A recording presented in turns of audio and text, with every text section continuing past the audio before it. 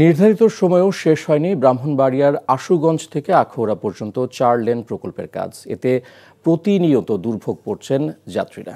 2020 সালে প্রকল্পটির কাজ শুরু করে ভারতীয় ঠিকাদারি প্রতিষ্ঠান এফকনস ইনফ্রাস্ট্রাকচার লিমিটেড। 2023 সালে কাজ শেষ হওয়ার কথা থাকলেও 2 দফা প্রকল্পের মেয়াদ বাড়ানো হয়েছে।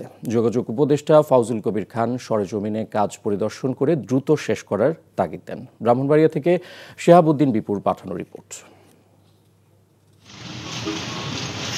ব্রাহ্মণবাড়িয়ার আশুগঞ্জ থেকে আখাউড়া পর্যন্ত 4 লেন প্রকল্পের কাজের চিত্র। এখনও কাজ চলছে, অথচ এ সময় রাস্তা দিয়ে যানবাহন নির্বিঘ্নে চলাচল করার কথা ছিল।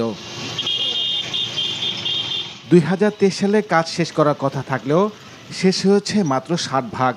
নির্ধারিত সময়ে ভারতীয় ঠিকাদারি প্রতিষ্ঠান কাজ শেষ করতে না পারায় সীমাহীন দুর্ভোগে পড়েছেন এই সড়ক ব্যবহারকারীরা। 2020 সালে প্রকল্পটির কাজ শুরু করে ভারতীয় ঠিকাদারি প্রতিষ্ঠান এফকন ইনফ্রাস্ট্রাকচার লিমিটেড।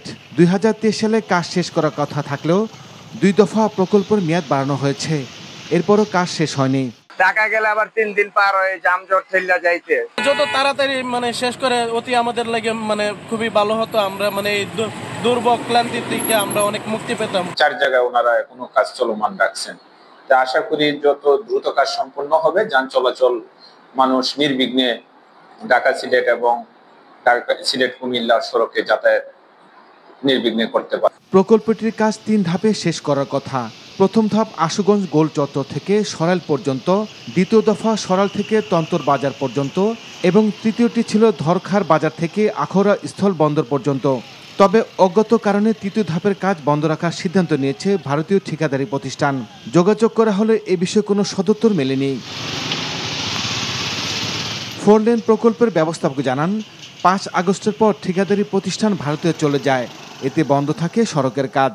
এর মধ্যে প্রায় 31 কিলোমিটার সড়ক আমরা 1 মাসে 2 লেন চালু করে দিয়েছি এবং বাকি অংশের কাজ চলমান রয়েছে। আর কোথাও আমরা এখনো 4 লেন রাস্তা চালু করে দিতে পারিনি। আশা করা যায় আগামী কয়েক মাসের মধ্যে হয়তো 4 লেন রাস্তা কিছু অংশে আমরা ছেড়ে দিতে পারবো। সম্প্রতি যোগাযোগ উপদেষ্টা ফাউজুল করিম খান ঘটনাস্থল পরিদর্শন করে জনদুর্ভোগ লাঘবে দ্রুত কাজ শেষ করার তাগিদ দেন। NTV news desk.